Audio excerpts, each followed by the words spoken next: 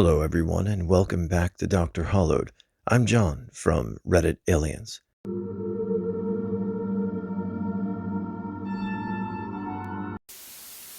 In today's topic, we're going to be taking a look at craziest experiences while driving late at night or early in the morning.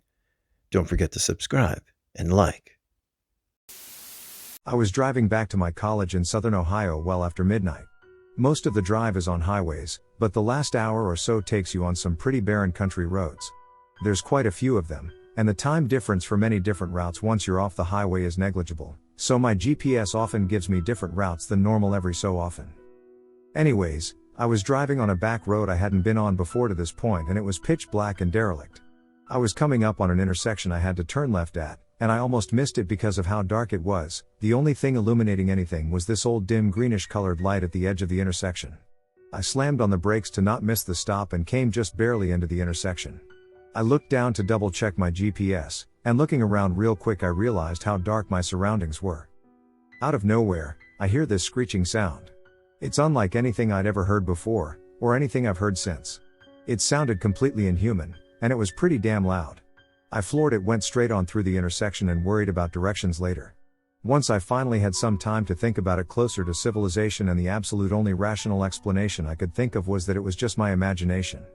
But something in my head tells me that it wasn't. It sounded and felt very real. I still have no idea what it could have been if it was real. The only realistic thing I can come up with is that it was a mountain lion, but they don't seem to live in Ohio anymore, spare for the rare sighting, and I've heard them scream before. It wasn't the same. Whatever it was scared the hell out of me. One time when I was between the ages of 7 to 9, me and my family were driving home from a party and it was really late. No one was drunk, but we were all pretty tired. I was looking out the window. The windshield window to be specific. And we were behind this car, and you can tell the driver was a little drunk. Also, it was raining pretty hard. So yeah. All of a sudden the car in front of us loses control and starts swerving. It looked like me playing Mario Kart really intensely. I look at very to my parents and their faces are blank. I was freaking out internally. As a little kid I didn't know what to do, as it was also my first time witnessing something like this. The driver in the car in front eventually gained control of the car after like 8 seconds. I told my parents if they saw what I just saw, and they said no. I then told them to look at the car that was pulling over, and they said what car? And I looked at where I thought the car was pulled over, and there was no car. I looked back behind us thinking we passed it and still no car. I swear I saw a car lose control in the middle of the road, but apparently it didn't. I remember this so vividly. At night. I was a kid. Parents were pulling into a gas station. There was a group of guys with a flat tire. My dad has street smarts, my mom does not. My mom felt empathy for these guys. My dad did not. My mom begged my dad to ask if they needed anything when they kept flagging down my dad. My DOS relentlessly pulled up, cracked the window and said sup. The guys swarmed our car. I don't think they saw me and my brother in the back. They kept walking around the car with some tools in their hand, looking in the back window. The main guy told my dad he needed to get out of the car to help him fix the tire. At this point it was clear there was no flat tire. My dad instead drove off immediately, and the guy hung onto the car/window until he fell off. Me being a post 9/11 kid, I had it in my head that they placed a bomb in the car? Obviously not true, but I was like 6. If my dad wasn't street smart, I can only imagine what could have happened to us all. I caused a creepy experience, as I was the creeper in this case. We used to, emphasis on used to, have one of those tiny loud monster bikes riding round our street. It was totally illegal and this guy wasn't wearing a helmet. Anyway, it was dark and I was still in my black work pants and a black shirt, so I decided to go outside and scare this idiot who kept circling round the streets. I took my shoes off so I could run fast and just had my black socks on and my black work shirt and pants on, and hid behind a stubby pole, power pole in Australia, until he came past. As he rode past I ran out and just shouted manically at him and started running after him in my socks. He looked back at me and looked totally freaked out. I would never have caught up with him, but it would have been super creepy seeing this 6-foot guy just running with no sound, cause I had socks on, down the road. He almost hit the curb and swerved just in time so he didn't collide with the gutter and land on my neighbor's grass. Suffice to say that was 5 years ago. I've never seen or heard him since. This more started as creepy, but was just funny and slightly dangerous when we realized what was happening. A while ago, when I was probably about 7 years old, my mom was driving me home from a long shopping day. It was really dark out, and all the objects around us looked like just dark silhouettes. My mom was driving normally, and all of a sudden she sees this tall man, standing in the middle of the road. She was incredibly confused, and thought he was on drugs or something. From what she could see, it simply looked like a tall, slightly muscular man, with a large jacket and boots on, standing in the middle of the road. We got closer, and the man wasn't moving at all. My mom started to slow down, and started getting visibly worried. The guy started turning, and we then realized that this so-called man was a freaking moose. Huge rack, though it was hidden with the way the moose was standing. This absolutely giant moose was just standing about 10 feet away from the car. It then began to slowly walk into the wooded area near the road we were on. My mom still talks about this, many years later. I was in the military, USAF Goldsboro. I was just driving around the town. It was dark, maybe late, but back then I just drive around to cruise. I was young. I hit a red traffic light, but it was dead area, no other traffic. But still I stopped. Maybe should have ran it in hindsight. So I'm waiting for the light to turn green, when a woman comes out of the darkness, tapping on my window frantically. I lower the window. She asks if I can just give her a ride a couple blocks, because she is trying to get away from some bad people. She doesn't seem threatening, so I say okay, and unlock the door. And take her directions. She keeps changing her directions though. Like, she kept saying oh no, it's this left, or that right. I could tell she was stalling. Until she finally got to our destination. Which I can only guess we did because she got frustrated with me. Anyways, eventually she wanted out at another corner, so I stopped. But then, before she got out, I wanted her to do anything for me. So she was a hooker. And I was a kid, and I did not want her to do anything for me. So I said, ha ha ha, no thanks. Besides I don't have any cash. Then she left the car, and I went back on base. I told my trainer that story the same morning, and they wrote me up giving me a lock because I said I don't have any cash. They thought that if I did have cash then I would have paid for her. Lol. Which, I did have cash, and I could have gotten more cash. That's the creepiest things that I can recall. Me and my roommate took a drive from VA to Las Vegas for our last spring break. We both had work on the preceding Saturday and upcoming Monday, so not to waste any time getting there we agreed to make the trip in one go, no stops. It was a 30 hours drive across multiple time zones. We saw the sun rise and set multiple times on the drive. Obviously we were both caffeinated up to our ears and surprisingly were able to work out a system where one of us slept while the other drove and switch off whenever we hit exhaustion. About 18 to 20 hours into the drive my roommate wakes me up for one of my shifts. We're in Texas and driving through a torrential downpour. I can barely see anything, and there's no other cars on the road for me to gauge myself with. This put a mountain of stress on my shoulders and by the time I drove out of the storm it was pitch black outside, no street lights of city lights in sight. Exhaustion was setting in and the GPS told me I had 100 or so miles to go on this road so I woke my roommate up so he could orient himself before taking the wheel. Naturally we're chatting about what we're going to get up to in Las Vegas and college stuff in general so I'm paying less attention to the road. Not looking away from it or anything, just trying to focus my mind on the conversation to fight exhaustion. A few minutes into the conversation my roommate says something like do you see all these red lights or am I tripping? I look to my right and see red lights slowing strobing on and off for miles upon miles into the dark horizon. I look to my left and see the same thing. We go back and forth contemplating what they might be for a while. Coincidentally we had just turned on a Joe Rogan podcast about the Navy confirming the UFOs exist and talking about the different variations. The lights have me pretty shaken up now but I'm powering through these last miles trying to get to the next test stop and refuel. Then, I guess with hallucinations setting in it starts to look like all the lights are converging on our location. No big deal I tell myself, until my roommate confirms that he's seeing the same thing. We turn off the podcast and wind down the windows for some cold air and hear the most constant humming sound coming from all around us as we're driving. At the point, we're both shitting our pants, thinking we're about to get abducted by aliens. Just as I'm thinking I'm going absolutely mad, the sun starts to rise and I see all these blinking lights are just windmills. Got a good laugh in and is definitely something I won't soon forget. English is not my first language so please bear with me. I was driving home at about 10 p.m. or so, not even too late at night. Streets were still busy. At an intersection I am about to turn left when suddenly a car from my right comes and cuts me off in an attempt to make a U-turn. So I, feeling shocked as I was about to get into an accident, lay on the horn. The driver stops the car in the middle of the intersection and stares at me and that is when I freak out. He looked like a kid but was not a kid either, Not a person with dwarfism either from what I could tell in those brief moments, barely at the level of the steering wheel, huge eyes set extremely apart, with a look of anger and hatred and not moving the car at all and blocking the intersection.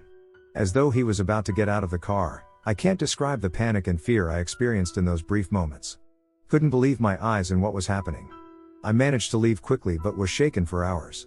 Could not make sense of his face, the asshole way of driving and then blocking the intersection in such a way as though he was wrong somehow and was ready to get into a fight. I'd if I was able to get the image across. But the creepiest thing I've ever experienced driving. This actually happened to me just this past Halloween. I'm commuting to work in a different city, and I'm working third shift, 7 p.m. to 3 a.m. Hate the hours, hate the hour drive home, but the pay is solid. So I get out of work after my Saturday shift, and it's now 3 a.m. on the Sunday morning of Halloween. As I'm getting on the highway, I belatedly realize it's Devil's Night, and I'm just glad to be on the highway and out of the city center without any traffic, drunks, or cops. Now, I live in the Midwest, and that is the worst time of year to be driving at night around here.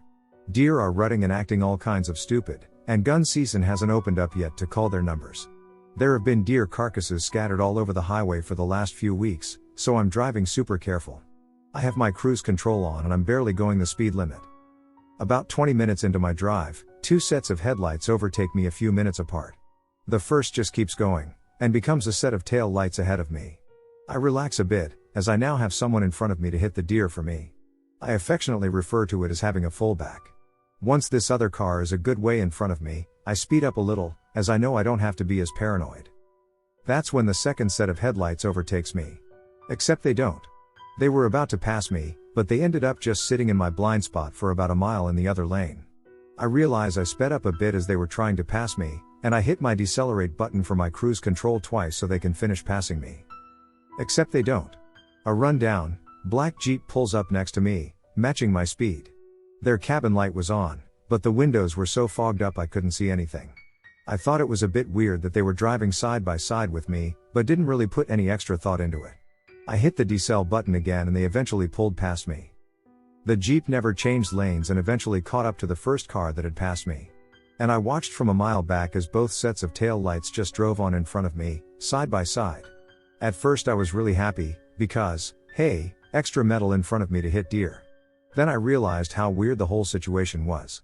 At this point, I was doing about 75, because I was trying to keep the distance between us small enough that deer weren't likely to run out into the road between us.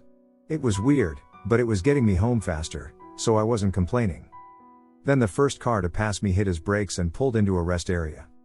I was bummed, because it meant I needed to slow down.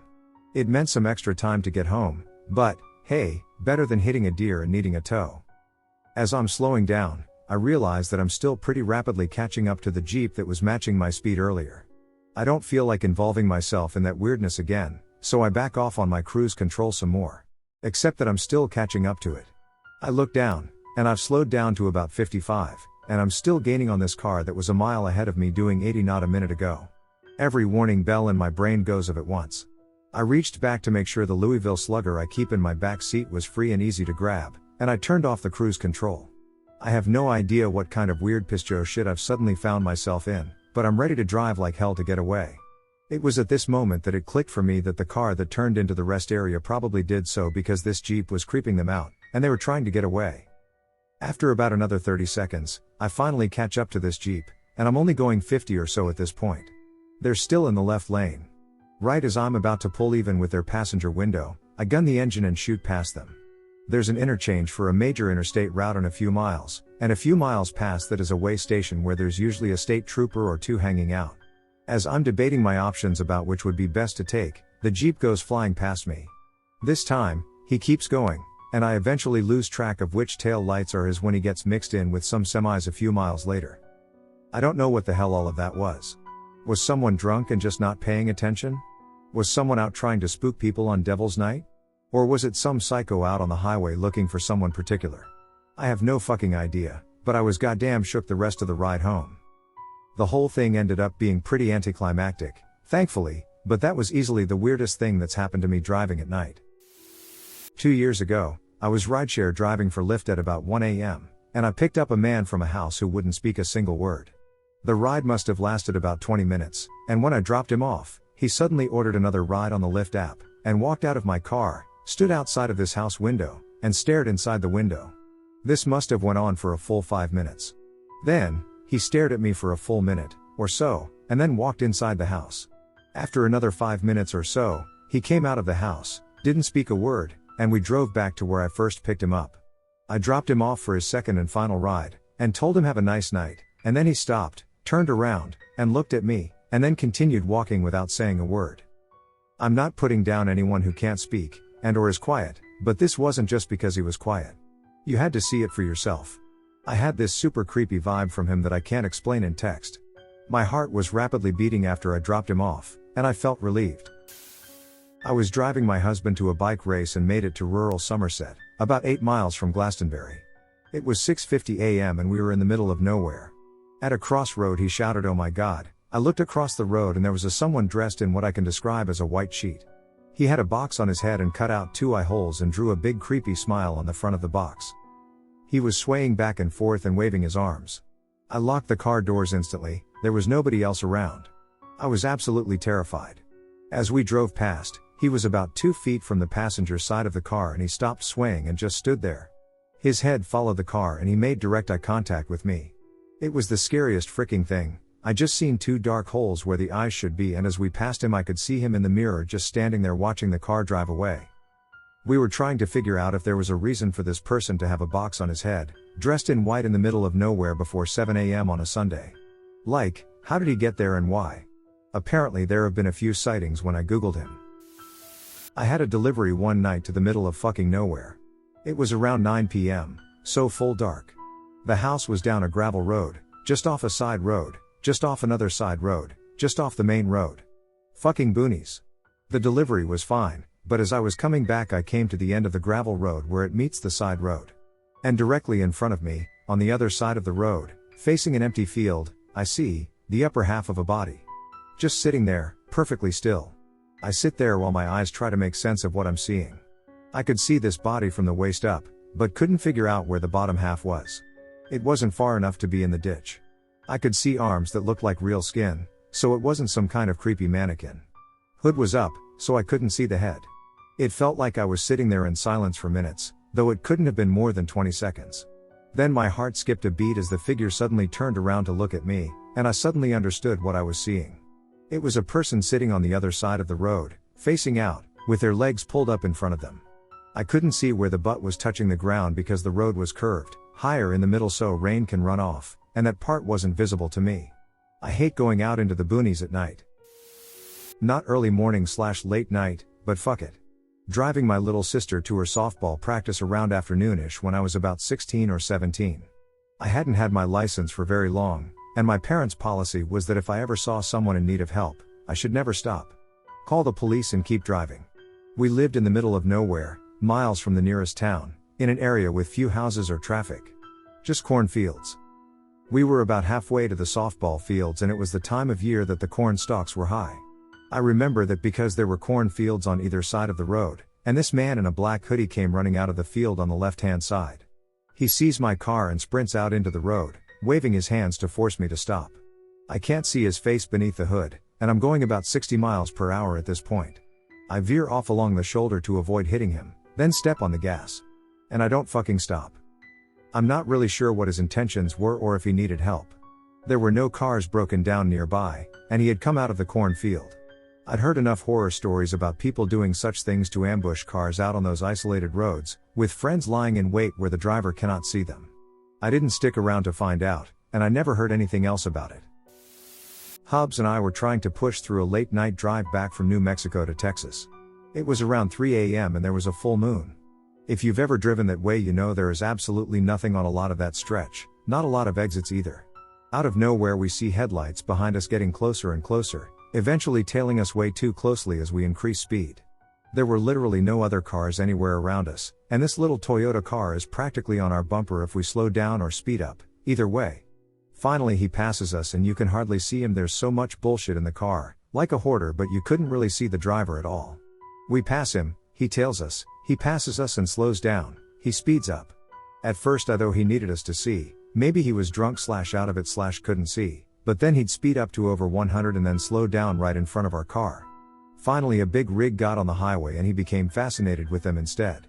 It felt like we were being chased by a moth that loves lamps. I was on a late night drive with my brother and sister. We were going to visit a haunted cave just for the hell of it. After about 30 minutes, I noticed someone had been behind us for a while, so I mentioned to my brother and sister how I'd read lots of stories of people getting followed while driving. We talked about that for a while and they asked how come I brought it up, so I told them about the car behind us, saying I'd noticed them but they're probably just heading in the same direction. My sister and brother hadn't even noticed the car and she said, but what if they're actually following us? So we watched them for another 5 to 10 minutes as they were following our every move until we came to a small roundabout. My brother said do a full loop around the roundabout because they'd have no reason to do that unless they're following us. So I drove onto the roundabout, past the first 2 exits thinking the other car must be taking the 3rd exit, but they didn't. They just kept following us going round. I started freaking out with the realization that they're following us, so I continued to do another loop around the roundabout with them following. A lorry appeared at one of the exits, so we followed them off the roundabout. The other car left on the exit after, and I tried to get away from that area as quickly as possible in case they were turning around to get back to us. I have no idea why they were following us, but I can only imagine.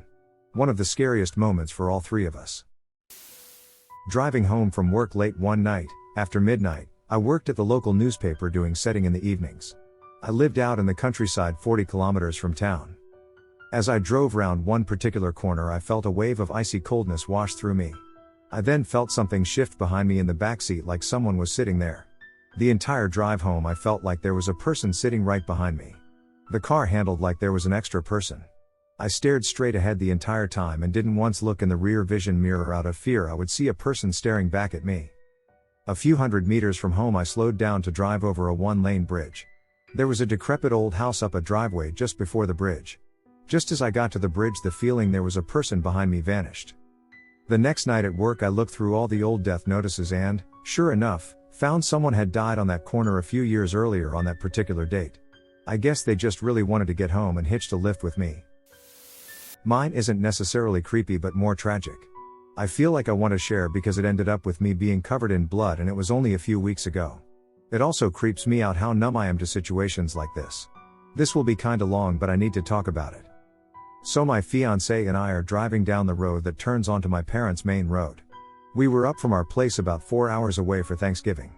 My fiancé kind of gasps and pulls over. I didn't see it at first, but it was a dog in the middle of the road just trotting along. Now, this wasn't an irregular occurrence in this area. It was an equestrian suburb. Basically everyone has some type of livestock, multiple dogs, etc., and dogs got out all the time, including my parents every once in a while. We always made it a point to pick them up and find who they belonged to. Anyway, us and 2 other cars pulled over and we all turned our hazards on. The dog was behind us about 30 yards or so and we started trying to call to it to get it out of the road or at least come to us. A few cars came through but stopped completely before cautiously going around the dog very slowly. Then, this idiot in a silver Prius came flying down the road going around 55 to 60, speed limit 25, as the dog finally started to come to the group of us. The car kept approaching and was not slowing down. Seeing what was going to happen, I kinda shoved the other people and grabbed my fiancée and pulled her away from the road. We were all in a safe spot, but a loud thud and screech of brakes snapped the air and I watched in horror as this dog was clobbered by the moron. The guy gets out of the car, takes one look at the dog while tucking his phone away, obviously was on it when he hit him, and tried to get back in his car and drive away. I don't know what came over me, but I sprinted over to the car as it was trying to slowly maneuver around the dog and reared back and kicked this guy's side view mirror off. The prick gets out of the car trying to confront me. The other people who stopped got between us and I yelled, "You just took an innocent animal's life for no reason and you're not even going to be responsible?" I demanded where he was from and he said Phoenix, typical city idiot. Called him a moron to his face. My fiancé was in tears as I went to check the dog. His body wasn't particularly mangled.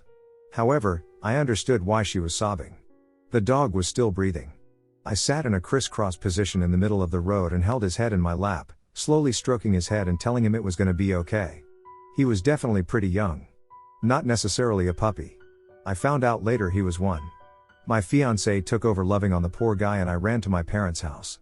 They weren't home yet and I grabbed a .22 praying that I wouldn't have to do what I thought. I made my way back to the dog and the guy from Phoenix had left. My fiancé had gotten his info, though I'd what we would do with it. Thankfully, the dog had passed and was no longer suffering. One of the neighbors on the street that had heard the commotion helped me scoop up the dog and carry him to my car. As I wrapped him in a blanket, the neighbor told me he was pretty sure it was the guy across the street's dog. I paused. I'm 21 years old and this is the third time in my life I've had to tell someone their dog had died, and the second time I witnessed a dog die in a gruesome fashion. The other was even more horrific. My fiancé drove over to the guy's house and the guy's kid opens the door. My heart broke. His eyes got wide when he looked at me and I realized I had blood all over my chest and arms. He yelled for his dad and he looked just as alarmed before I told him the situation. I asked if they had a dog matching the description of the one in my car and he very quietly said yes. I told him what happened and he shut the door behind him, explaining it was his son's dog. I opened the back of the car and gently scooped up the poor guy. He had me bring the dog to the backyard where he could be buried, and all I could hear was the kid crying in the house. My fiancée and I got to my parents' house and she cried. But I just sat in a chair quiet and tearless. I was numb. I couldn't comprehend all the events that happened and how sad and fucked up it was until the time I'm writing this 3 weeks later. I kinda scared myself and thought, if I'm emotionless to this, what would I take? I felt dead inside and it has freaked me out for weeks. While driving to Powers Lake, North Dakota from Denver, in the middle of the night on lonesome roads, I encountered hundreds if not thousands of mule dead. A dump truck had flown past me and a few miles later I see him stopped on the side of road having hit a deer and turned it into mist. Blood mist. I drove for 5 or more hours up through Douglas, Wyoming and into Miles City, Montana. At points there were so many deer on the road I had to honk at them and drive 5 miles an hour in and out of the lanes to try to get around them. As the sun came over the horizon I could see hundreds of deer standing in the grass all around me. I've been up for quite a long time as it was a very long drive that got me to Denver, let alone taking a nap and heading off. I eventually found out that I had pretty much been traveling during the middle of the largest land mammal migration in the continental United States. I was 19 and in college. Me and 5 friends piled into a car that didn't fit all of us and drove an hour and a half to the local casino. All sober, by the way, and we stayed that way till we got home. After a couple hours of wasting what little money we had, we piled back in the car to head home to the dorms. About 10 minutes into the drive, we're headed up a hill and we get pulled over. The cop comes to the window, asks where we're headed, tells us to take 2 cars next time, and heads on their way. As we crest the hill we were stopped on, we see our dorms in the distance, about 3 minutes out. It takes a second for it to hit any of us that we just covered 90 minutes drive time in 13 minutes of driving, but as it dawns on one of us it seems to spread to the others before anyone can get the words out. We park the car and head into one of our dorm rooms for some drinking and discussion. Going over the details, we realize that nobody remembers what the cop looked like. Nobody remembers a badge, uniform color, a gender or a fucking face, even. They didn't give us any paperwork, either, so there's nothing to reference. They just stopped us and fucking teleported us 50 plus miles, and the only thing anyone can remember is that they felt safe or protected. Best I can figure, something dangerous was in our path, and someone didn't want us getting mixed up in it.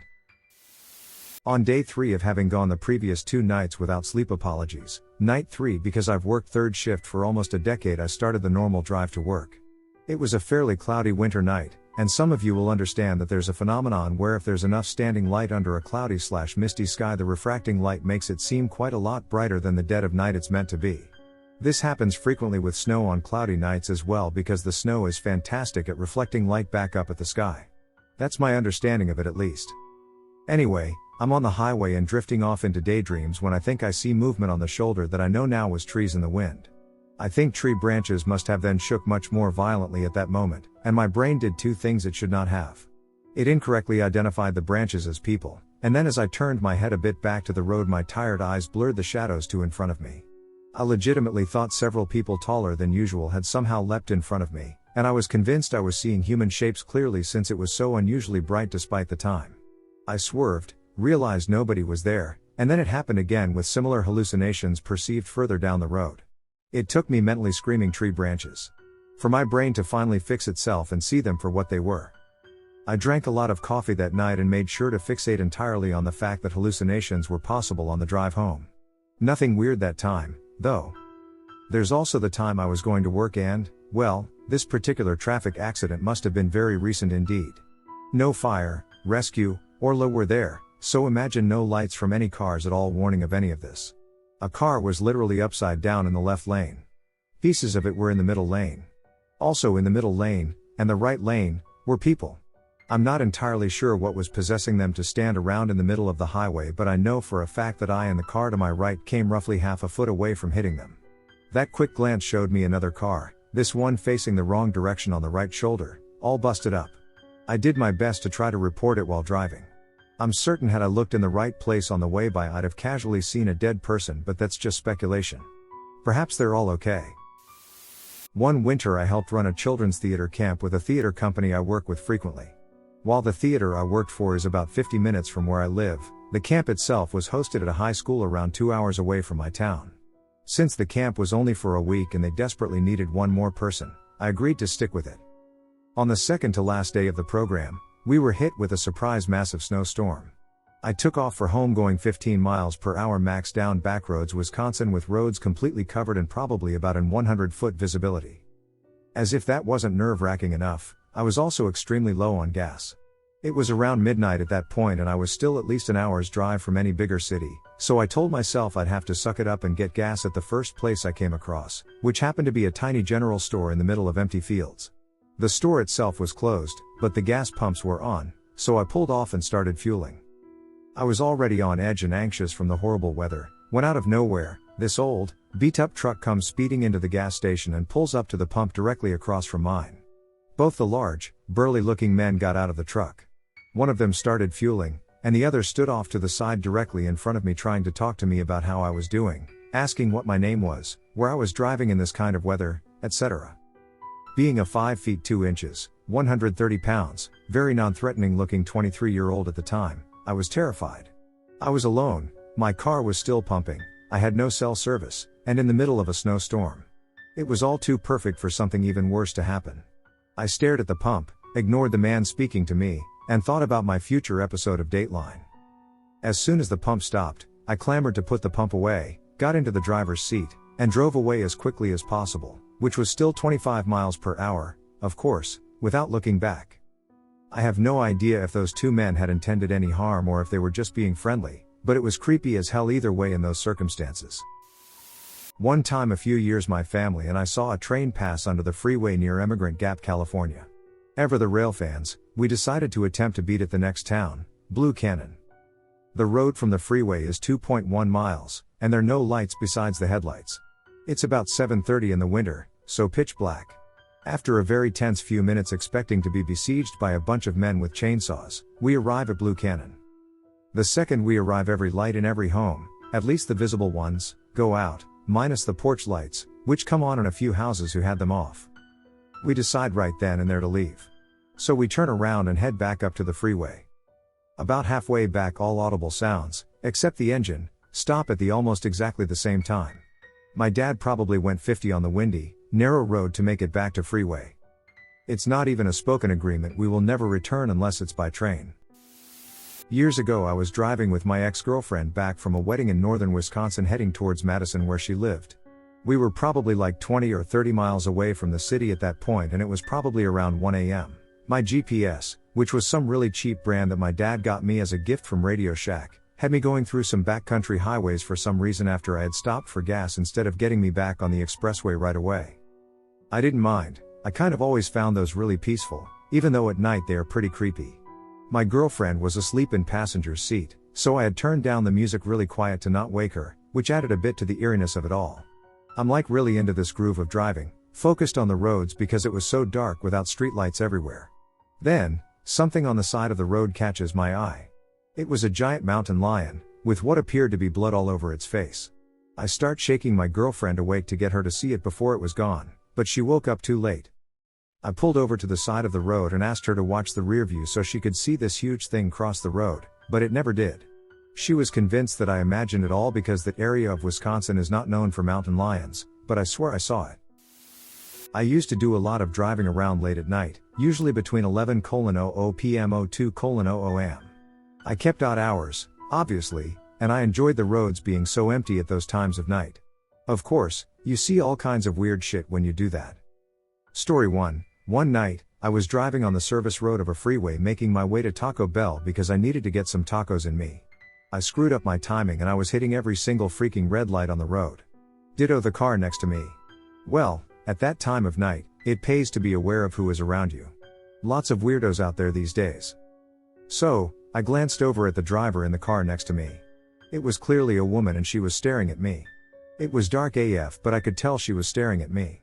Our light turned green, so we drove ahead. And hit the next red light. I looked over and she was staring again. Red turns to green, on we go, stop at the next red light. Again, she's staring at me. The fifth or sixth time, she waved at me. At the next light, she rolled her window down and asked if she should get into my back seat or if I wanted to get into hers. Story 2, different night. On the way home with my McMuffins, I stopped at a red light. I noticed a car roll up next to mine.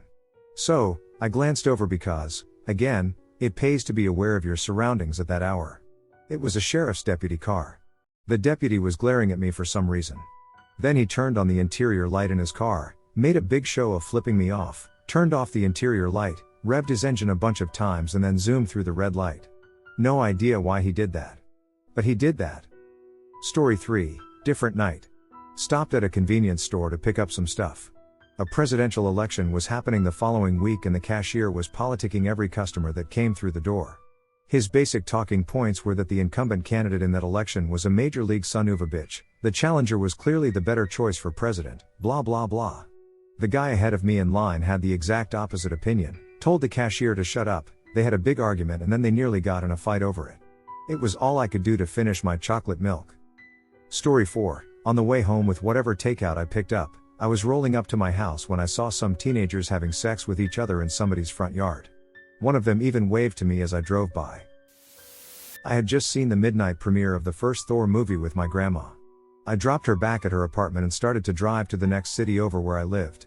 The fastest and safest way, away from scary aggressive drivers and cut the drive time in half, was through these desert backroads. There are no street lights of course and it was pitch black except for my headlights. I'm just vibing to music and munching on leftover popcorn when all of a sudden, everything around me lights up so brightly it looks like noon.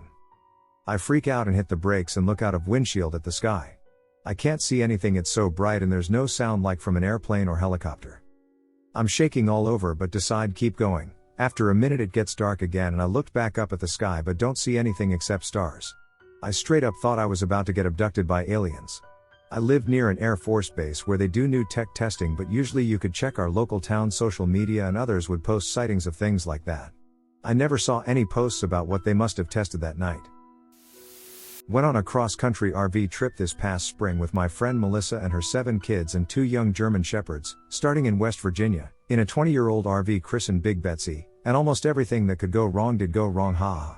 Among other things, the water lines broke the night before so we had to rely on jugs of water the whole trip, the gas tank cap was busted so it was a bitch to get the cap off, tires had good tread but a couple were pretty old so they worried me.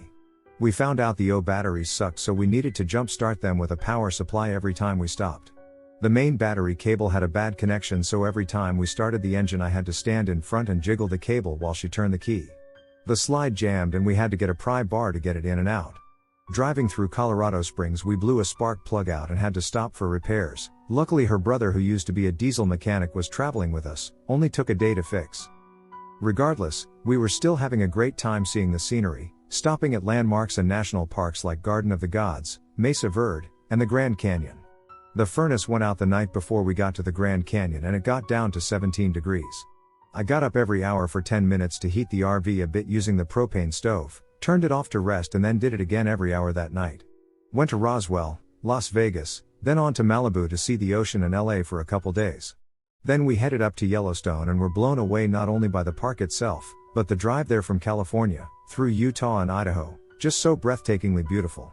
If you've read this far, you've come to the point of the story. After Yellowstone, we had to leave from the west entrance since the other roads east and south hadn't been opened yet. We drove up into Montana and for some reason, her brother insisted on getting off I-90 onto a 2-lane highway through the Crow and Northern Cheyenne reservations.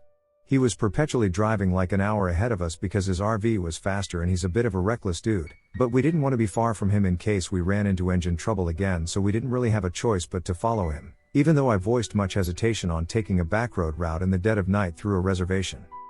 So we find ourselves taking the ramp to Route 212, had just gotten onto the Crow reservation and stopped to gas up and immediately things just feel odd.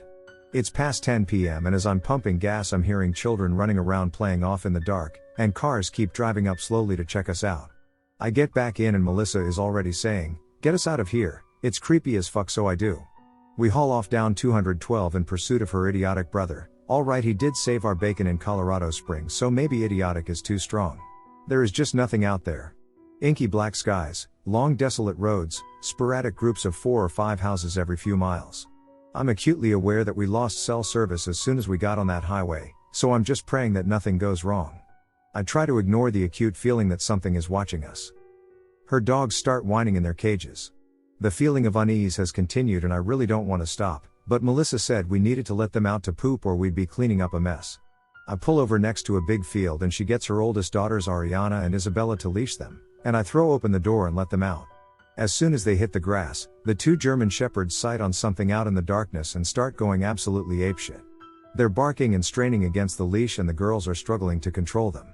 My blood pressure spikes. I look over at Melissa and she looks completely bewildered, and I reach up to the overhead compartment and pocket my handgun I brought for protection. We get the girls and the dogs back in the RV and peel off down the highway again, cognizant of the fact that we're probably going to have to clean up shit since they wouldn't potty outside. They're back in their cages and are continuing to whine. I drive on for another 30 minutes or so and they're still whining and Melissa says we really need to stop again to let them go outside. This is the last thing I want to do. Because the whole time, I still feel like something is watching us and I'm just running through my head all the scary stories I've read about evil spirits, Wendigos, and motherfucking skinwalkers and shit. And I reason with myself that I'm just scaring myself and they probably smelled a fox or coyote or something, and I really don't want to clean up dog shit from the cages on the side of a forgotten highway using jugs of water in the dark. We pull over again, and this time I take my gun with me and walk outside with the girls as they take the dogs out. I distinctly remember thinking, I don't know what good a gun will do against evil spirits, but I'm not going down without a fight. The moment their paws hit the ground, they immediately start howling and barking into the darkness again. The hair on the back of my neck stands up and I look at Ariana and she has this look of terror on her face. I say to the girls, get the dogs back in the RV, we're getting the hell out of here, but her dog Hazel is straining so hard at the leash she can't get her inside, so I pick up this German Shepherd in both arms and fucking heave her through the door and run inside. As I lean out to pull the door closed, I think to myself, this is the moment where something with sharp claws grabs my arm and pulls me into the night. Thankfully, as I'm here writing this today from my bedroom and not the belly of a Wendigo, this does not happen. The dogs go back to their cage and continue whining. I jump back in the driver's seat and gun it down the road, and Melissa leans over and says in a panicked whisper, "What is going on out here? Don't you feel it? Am I crazy or something, or does something feel really wrong?" I glance at her and remember one of the big no-nos of skinwalker lore. You don't talk about them, you don't even think of them if you can help it, because it draws their attention to you. I say, "No, you're not crazy, but I can't talk about it right now, I feel it too, but just trust me, we can't talk about it right now." As I'm cresting a small hill on the highway, I look over at her and say, "Just trust me here, we'll talk about it later, okay, but we can't right now?" I look back ahead and there is an enormous white rabbit standing on its back legs in the middle of the road. Looking back now with the benefit of a cool head, I'm sure it was just a bit bigger than normal, but I'm telling you, in that moment, it looked huge, like it was 3.5 feet tall. I swerved this 37-foot-long RV around this beast of a hare, but thankfully keep control. I put the pedal to the metal and say, "I'm sorry, I don't care if the dogs shit in their cages, I'm not stopping again." And I didn't. And thankfully, they didn't lol. We made it to the town of Spearfish safely and stopped for the night, and after visiting Mount Rushmore the next day, we recounted the fear we all felt that night, and I told Melissa specifically why I didn't want to talk about it in the moment, and she said, "Yeah, I knew why, I've read all kinds of stuff about Native American legends." And I realized later with a chuckle that maybe those spirits were real, maybe they weren't. But if they were, they probably didn't appreciate my wearing a Cleveland Indians cap through their reservations. True story from about 1993. I was about 20 years old driving back with my parents and great-grandmother from a family reunion in Artesia, New Mexico. We had left Artesia late and planned on driving through the night. On Highway 285 from Roswell to Vaughn is a desolate drive. Especially at night. Mesquite and scrub brush line the highways so you can't see much. It was about 1 a.m., my dad driving and me being co-pilot. My mom and great-grandma in the back sleeping. When we take a curve in the road and both my dad and I see at the same time in the left side of the road, what I assume was a human, come running into the road waving its hands in what looked like it wanted us to stop. My dad slowed down to avoid hitting it, but then we both noticed something terrifying. The being had no face. Flat as an eggshell. Dad hits the gas and drives around it. I look in the back window and in the glow of the tail lights I can't see anything, like it just disappeared. I look at my dad and I say, "You saw that, right?" He says quietly, "Yeah." I say, "It had no face, Dad." He just calmly nodded. By this time Mom and Grandma in the back have woken up and are asking why the car swerved and if everything was okay. My dad says, "Yeah, someone was in the road and I swerved to avoid hitting him." I was numb. How do you explain that? Middle of nowhere. No cars, no towns, nothing, and the person come from out of nowhere off the side of the road? My dad and I still don't talk about it. I think it just scares him and he would rather not relive it again. I know for a fact we both saw it and it still scares me to drive that road now when I visit family there in Artesia. When driving back I always make sure I leave during the day. In college I had to drive from the North Chicago suburbs to St. Louis to meet up with my girlfriend who traveled down a few days earlier with her sorority to meet up with a chapter at a different school. I was supposed to leave mid-afternoon and make it by dinner. On a good day it's about 5 or so hours. It was spring break and I had a late final. I missed taking it during finals week and had to make it up. Long story, which is why I was lagging behind my GF and driving down to meet her. The plan was take the final at 10 a, pack up, eat lunch, leave around 1 or 2 and make it by 7 p.m. or so. The professor surprised me and told me the makeup final was going to cover slightly different stuff to protect against cheating by talking to others that had taken it at the normal time. So, I ended up pulling a nighter studying for it and afterwards I didn't eat, I just crashed thinking I'd get a couple of hours sleep in. I ended up sleeping all day until 10 p. I was chronically short on sleep in college, the nighter put me way past my limit. When I woke up, I was kinda out of my head a little bit, you know that fogged out feeling. So I get in touch with my GF, she's wondering where the hell I am, I tell her everything is okay and I'll be down tomorrow. I hang up and think I should surprise her by rolling in late tonight. She'll be partying till 2 or 3 a.m. with her sorority anyway. I show up and grab a quick shower and we can bang it out. This is college thinking. So I pack and I'm on the road before 11 p. About halfway, right in the middle of nowhere, I start getting hit with this weird tiredness. I just slept all day so I figured I just needed to push through. I thought I'd pull off at the next info sign and grab some coffee. About 15 minutes later I see a sign and turn off I-55 and drive to one of those convenience store/gas stations. I pull up feeling just wiped out so I think I'll just recline my seat and take a little rest around back. Felt vulnerable to nap under the lights. The entire gas station plaza and storefront was lit up but around back it was in shadow. I pull around and lay back and that's the last thing I remember before coming to on the road, behind the wheel doing 80 miles per hour. There were 2 extra large coffees from the place I'd stopped, both empty. It was about 4 a.m. I'm waking up because the car is sputtering and jerking. I'm the only car on the road. I note that there's a Springfield sign saying so many miles. When I pulled off, Springfield Eel was my next waypoint. I drift off onto the shoulder as the car dies. I'm completely out of gas. I wait for someone to pass, still dead tired. There are no cars. It's black night with only the interstate lights, and cold.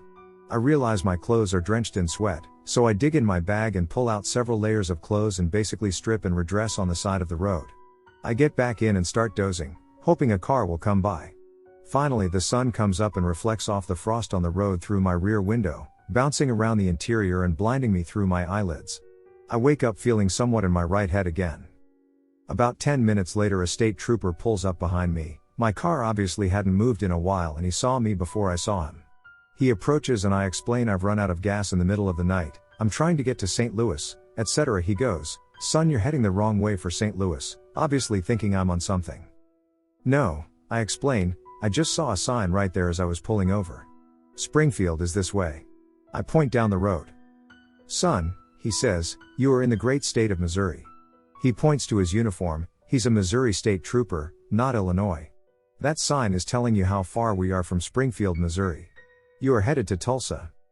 I can't explain to you what it feels like for your brain to reboot, but mine did. I was trying to understand and piece together what happened, but I couldn't make sense of it. The trooper took me in for DUI and had my car towed, but they didn't find anything in my system. Somehow, I blacked out, bought 2 large coffees, bought just enough gas to make it through St. Louis and nearly halfway to Tulsa, and drank the coffees while in a fugue state driving along. Another trooper later told me when releasing me later that day they had received a call in the night from another driver that had passed a car fitting my description doing 35 miles per hour in the middle lane. They sent a trooper out looking for me but didn't find me until the next morning after sunup on the side of the road. The driver who called said they were very unsettled by me, they couldn't get my attention. This was before cell phones, in the late 90s. They called it in from somewhere off the road. The weirdest thing is that this timeline doesn't make any sense at all. I've gone over it a bunch of times and there's no way I would have had time to make it from when I left to halfway from St. Louis to Tulsa when I gassed out, especially pulling off to sleep at the gas station and later doing only 35 miles per hour for a stretch. It's like when I blacked out at the convenience store I teleported or something. Also, there's no explanation for no cars or trucks on the road.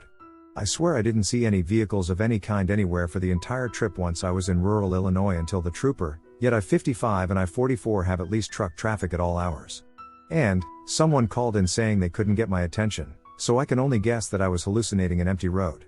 I do remember feeling alone in the world, completely desolate during the night, and I just accepted at the time that it was normal for there to be no people anywhere in sight. Even at the convenience store/gas station I vaguely noted that there wasn't a soul in sight. When I pulled around back I thought I'd better get out of sight because if someone saw me and wanted to do something, there's no one around for me to get help. It seemed natural that the store would be open but with no one in it, not even an employee. My only guess is that once I got onto the rural part of I-55 must have succumbed to highway hypnosis and did 100+ mph all the way down before I pulled off. Then I don't know what happened, and I ended up overshooting St. Louis, probably getting confused by the Springfield signs making it seem like I was still in Illinois because I was on autopilot, so I somehow found my way to I-44 around St. Louis instead of I-55. Sleep deprivation is a trip, kids. A couple years ago I was driving back down from the Michigan. It was 11 at night on a small rural highway in the middle of nowhere with nobody around. I glanced at my gauge clusters, then the front of my car exploded. It was a deer. I didn't see it because it was so dark out. Not an uncommon thing really, but it really did absolutely trash the front of my car. My engine stopped, my hood flattened itself against my windshield, my door hinge was mashed up, but I was still rolling, so I coasted myself onto the shoulder and swore a lot. Called my mom, it was my first car accident, called the friends who were about 45 minutes behind me, called AAA, the friends called the police for me, and then I waited. So I was in a wrecked car, no forward visibility because of my hood, on the side of an empty, unlit, 2-lane rural Michigan highway in the dead of night miles and miles away from the nearest light-polluting city. To my right I just saw the edge of a forest, to my left I couldn't even see that far. I turned on Welcome to Night Vale to wait until my friends caught up. 15 minutes later my car binged at me that the battery was about to go out. So I had to stop the podcast, and waited for the lights to go out. I was in a dead hunk of metal and glass in the middle of nowhere. I kept seeing indistinct movement to either side of me, too dark to make out what it was, so I tried to assume it was just trees or more deer. For half an hour I sat there feeling like I was in a slasher movie waiting for a bloodied face to slam against my window. I tugged on my door handle and it didn't move, so I convinced myself it would just be so much worse outside the car. When my friends finally caught up, the mom ran up to the car and tore the door open. I stumbled out holding two things, the plate of brownies their grandma gave me and the rubber duck I keep velcroed down in my gauge cluster. His name is Sir Reginald Sport Duck. I had been on a date in a rural town about 20 miles from home. The drive back was across country for the most part. Around 3 a.m., I reached the main road with about 10 minutes of driving left until I would reach my home. As I descended the hill, I passed a parked up silver hatchback that I thought nothing of. Until its headlights flicked on as I went past, before they hastily followed me. When I reached the bottom of the hill, the car pulled alongside me at the junction, although neither of us stopped. As they went past me on the outside, one of the passengers brandished a hammer at me, before throwing it into the road as they sped off. It didn't hit me, but it was close as it flew by in the air. This car was now the only thing in front of me, but it sped off, which I took to mean it was just kids being incredibly idiotic.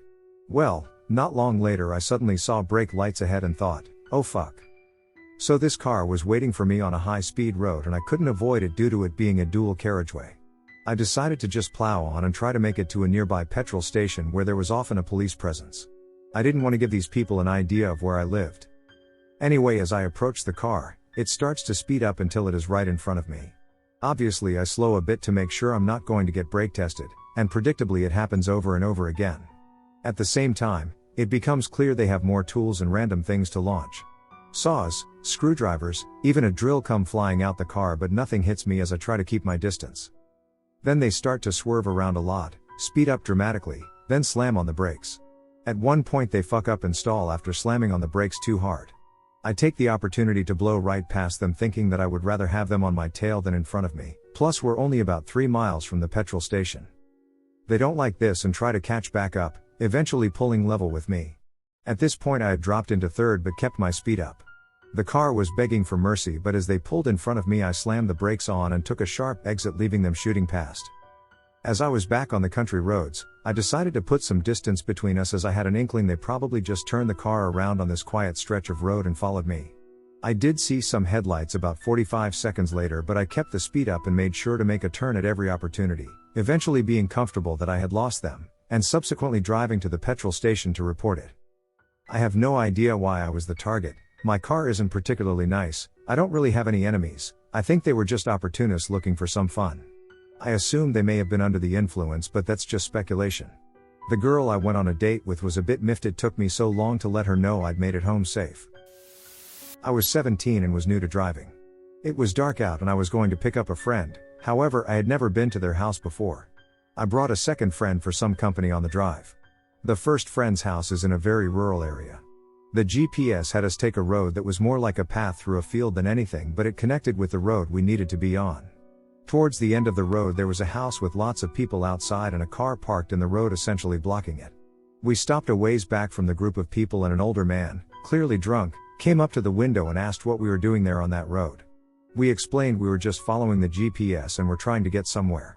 He said the car should be moved in a minute and there was a stop sign up ahead on the other side of the barn where we could turn onto the road we needed. In the midst of this, my friend notices 2 guys picking up a girl and shoving her, kicking and screaming, into the back seat of this car. My friend, being bold, wanted to know what was going on with that and tried to get out. I told her do not get out of the truck. Then the car pulled off to the side and we slowly continued down the road to the stop sign. We sat there for a minute to see if we were to go right or left, and then boom, I get rear-ended by an SUV. I slid the cab window open and yelled, "What the fuck?" A girl pokes her head out and goes, "That's what you get for showing up to my boyfriend's house unannounced." Then a man came up to my driver's window screaming and I just gunned it and we drove off. No service from then on. Nighttime, we stopped at a newer looking house with their lights on. It was an older couple, and we explained what happened. They knew where my friend lived and drove there while we followed.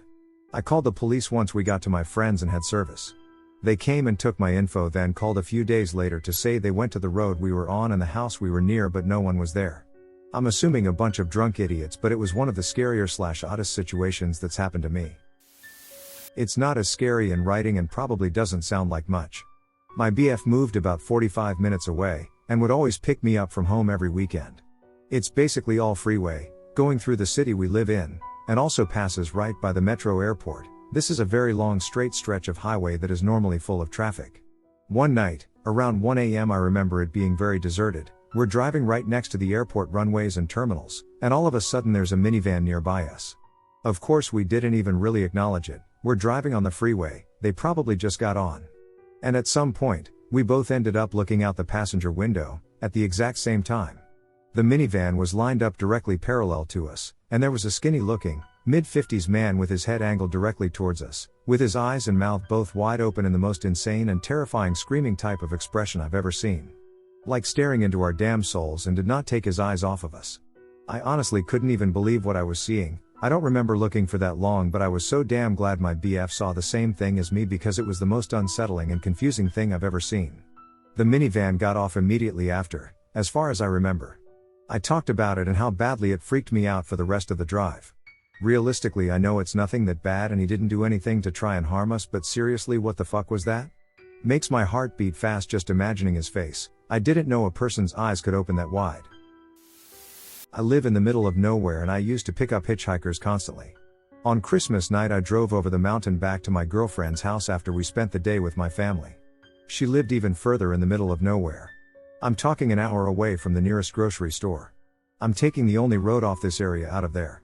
It's about 20 miles of nothing but woods a couple of miles deep on each side of this road. It's just a very rural area we all lived in.